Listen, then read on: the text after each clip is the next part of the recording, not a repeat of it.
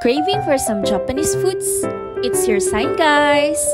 Maayong adlaw sa indutanan. So, inaya ko ng ka-office mate ko na itry yung Marugami Udon dito sa SM Bikutan. And, masasabi ko na hindi naman kami nagsisi. Bago ka makapasok sa mismong restaurant nila, makikita mo na yung mga naka-display na prices sa labas. So, may chance ka pang magbago ng isip kung feeling mo masyadong mahal for you. Sa dami ng choices, talagang nakaka-overwhelm kung anong o-orderin ko. So, since it's my first time here, ginaya ko na lang yung order ng ka-office mate ko, which is gyudon.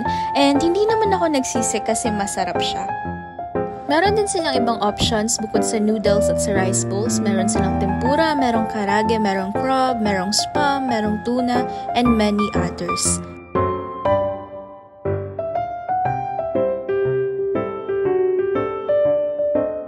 Meron din silang iba't ibang drinks na ina-offer sa may counter. Merong Coke, merong Royal, merong iced tea, and they have free water.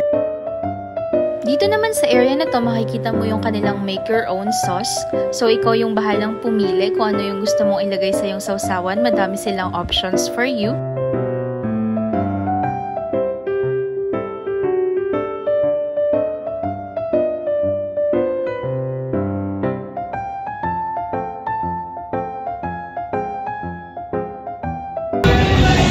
Daming kanin!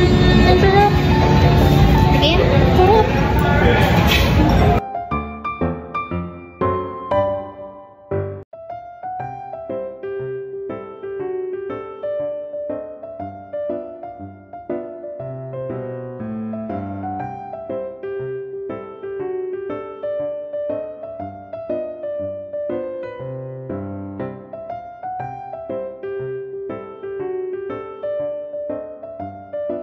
And I would also like to commend their chicken karage. Grabe, sobrang sarap niya, guys. Sulit na sulit, kaya you should try this one as well.